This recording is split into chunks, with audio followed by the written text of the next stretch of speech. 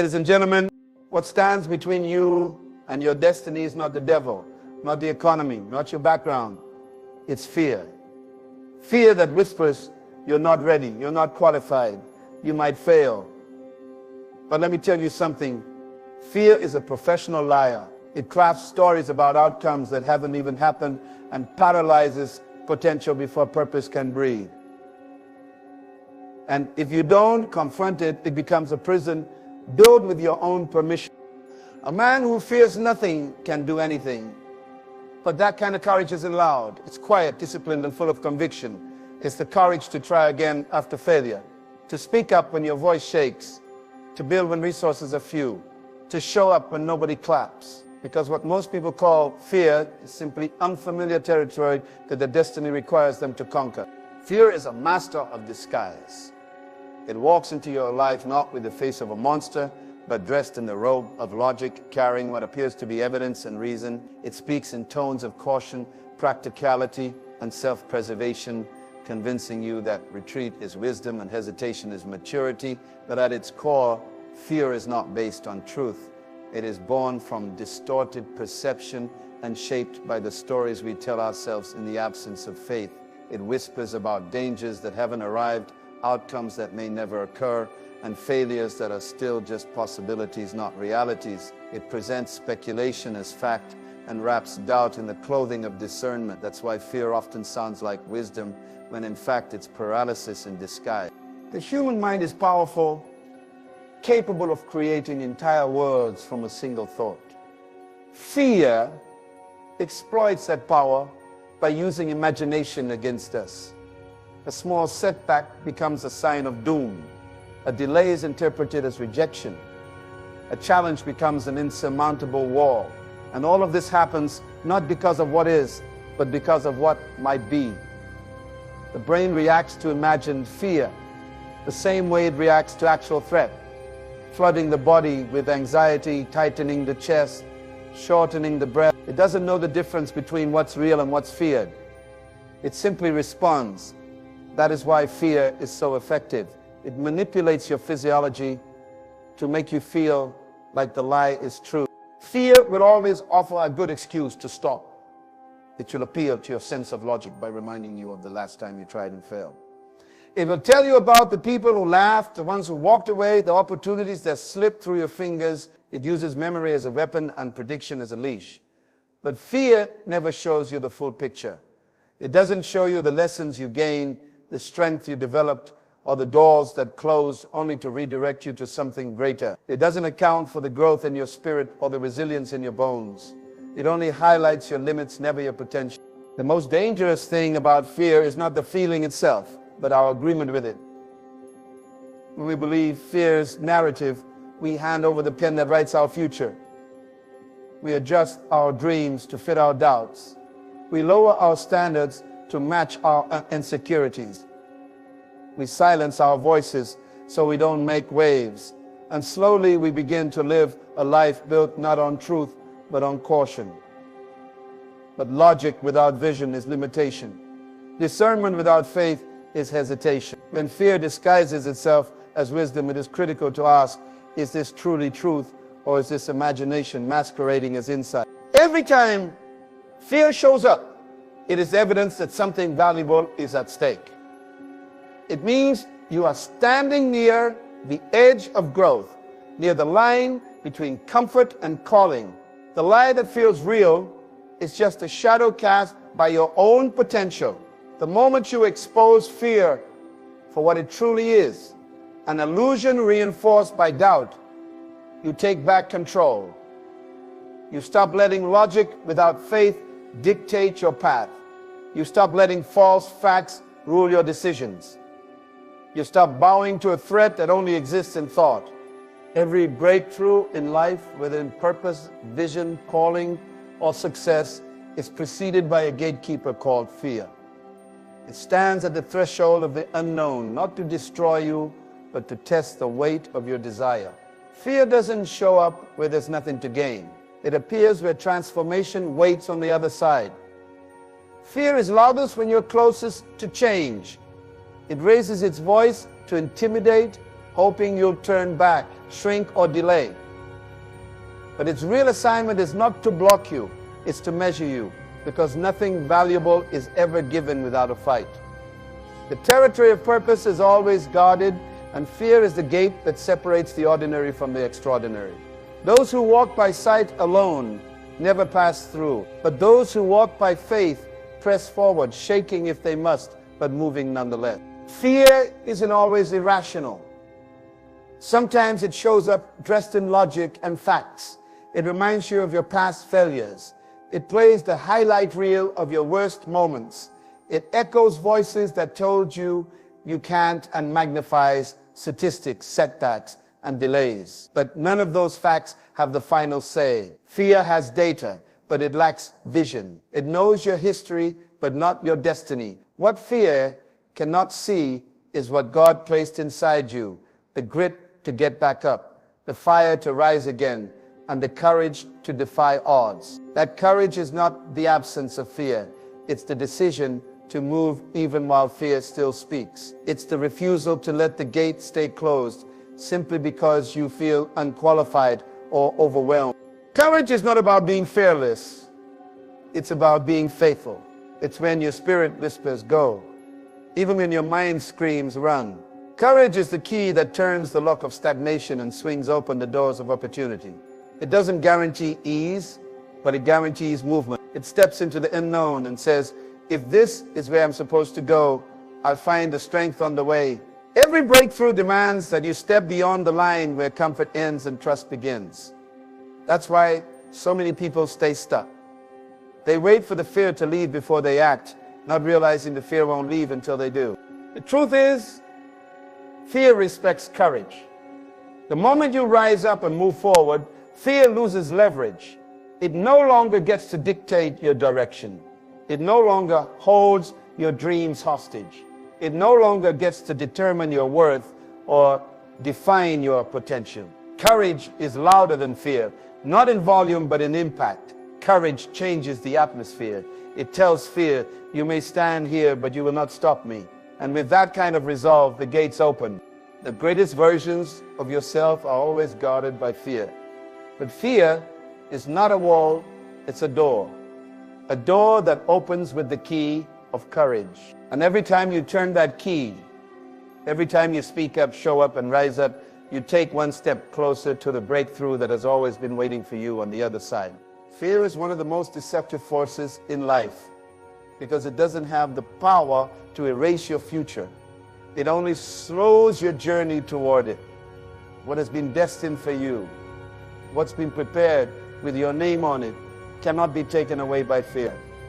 What fear can do is stretch the distance between where you are and where you're meant to be. It paralyzes progress and disguises procrastination as prudence. When fear rules, action stalls, decisions are postponed, vision gets blurry, not because the path has changed, but because courage has been compromised. Fear convinces you to sit still when you should be moving. It makes you overanalyze when you should be obeying. The longer you yield to it, the further the promise seems, not because it's moved, but because you haven't. Fear feeds off delay. It grows stronger in the decision. It multiplies in hesitation. The longer you wait, the more powerful fear appears. Not because your challenge has grown, but because your resolve has shrunk. Fear wants to make a temporary storm look like a permanent forecast. It exaggerates obstacles and underplays your ability.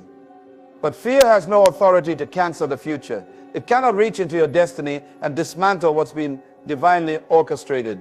All it can do is make you think you're not ready, not worthy, or not equipped to pursue it now. And that illusion is enough to freeze many people for years, sometimes for life.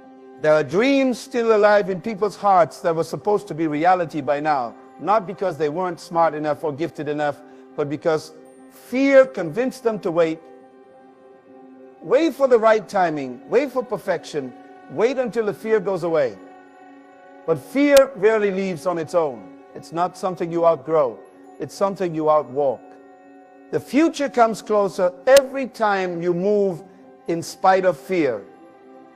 Every small step weakens its grip. Every act of faith shortens the distance.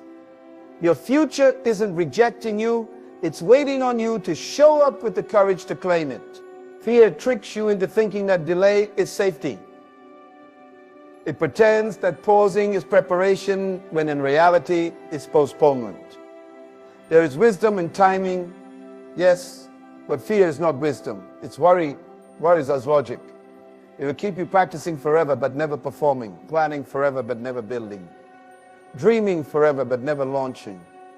And while fear is keeping you comfortable, time is still passing, opportunities are still calling, the clock is still ticking, and the future is still unfolding, with or without you. The truth is, your future is fixed, but your participation in it is not. You must choose to arrive.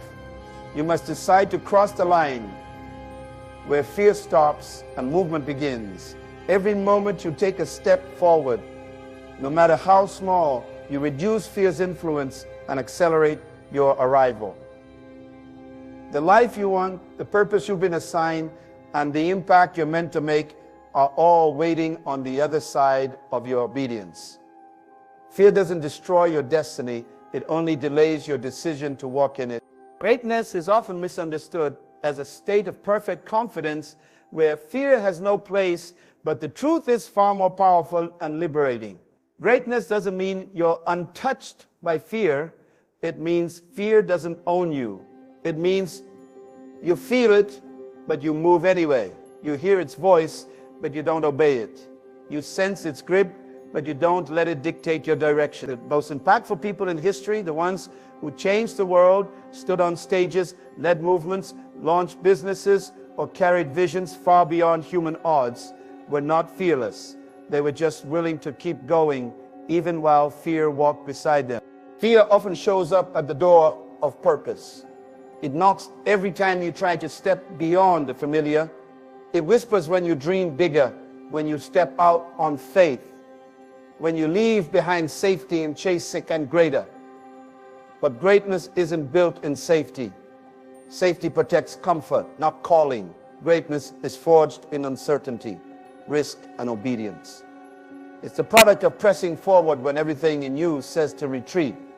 It's choosing action when every voice of doubt begs you to sit down. It's not about having no fear, but about refusing to be ruled by it.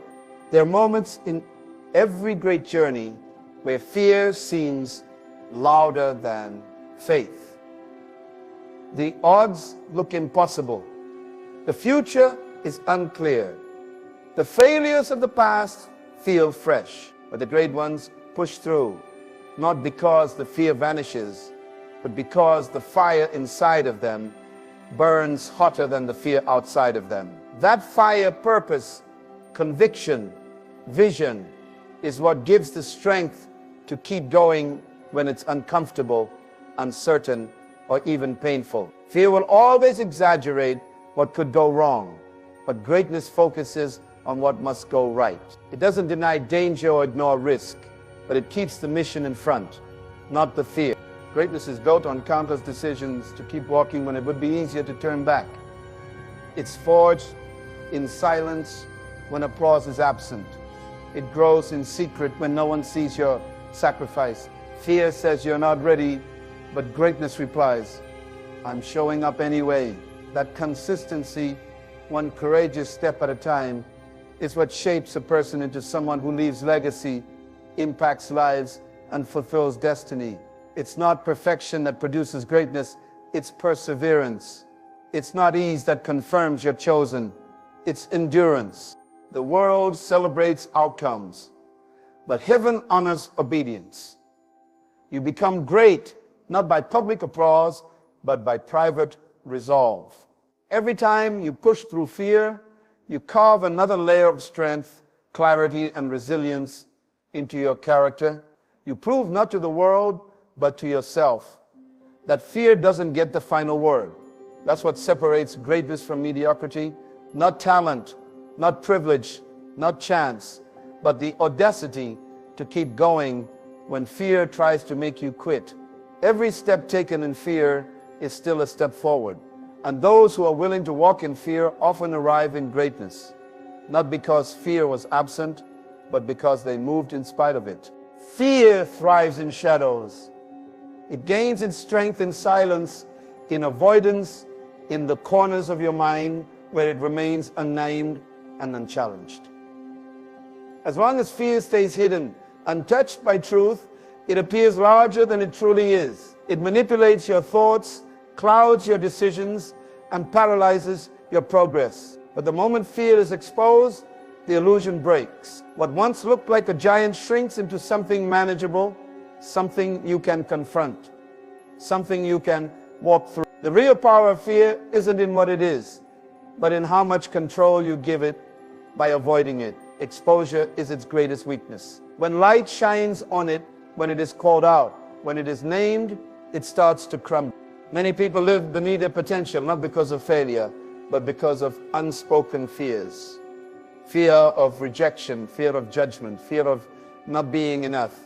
These fears sit quietly in the background, shaping decisions, stealing dreams, and limiting movement. But fear is not your enemy. It's your signal. It shows you the borders of your belief system. It reveals where growth is needed and where courage must rise. When you identify it, you reclaim your power. When you face it, you rob it of its voice.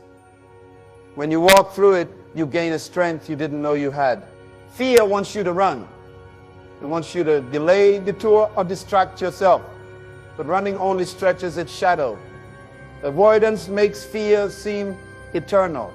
It is only when you stop running and turn toward it that you begin to see it for what it really is, a barrier built on imagination. Most of the time, what we fear isn't even real. It's not the event that's the threat, but the thought of it. We imagine the worst, rehearse failure, and expect disaster. Yet when we confront it, the experience is far less threatening than the anticipation. The storm in the mind is always louder than the challenge in reality. Walking through fear is not about being fearless. It's about being faithful. It's about being faithful. It's a decision to move, to act, to show up even if your knees are shaking. Each step forward weakens fear's grip. Each act of courage builds new muscle. Fear fades in motion. It loses its shape the moment you no longer obey it. The power of facing fear is not just in conquering it, it's in who you become on the other side. When you choose to walk through fear, you are not just defeating something external, you are transforming something internal. You become the kind of person who no longer bows to lies. You become resilient, bold, and free. There is a version of your life that can only be accessed by walking through what scares you. Purpose lives on the other side of obedience. Destiny waits past the point of resistance. When you expose fear and refuse to be controlled by it, you unlock levels of clarity, vision, and momentum that fear had kept hidden. You find out that fear was never the gatekeeper, it was the test. And your willingness to face it determines whether or not you're ready for what's next. You do not need perfect confidence, only the willingness to keep walking. Fear loses its grip the moment you stop running from it and start moving through it. So today, I say to you, no more hiding, no more shrinking, no more running. The fear that once held you back has no real power unless you give it permission. You've seen now that fear is a shadow, not a wall. It's a voice, not a verdict. When you confront it, you crush its influence. When you walk through it, you reclaim your authority. The future you desire is not waiting behind comfort, it's standing just beyond what intimidates you. Rise with courage, move with purpose, and face fear head on. Because once fear is exposed, it loses its grip, and what once looked like a giant becomes just another step toward your greatness. Keep walking. Your breakthrough is not on the other side of fear, it's through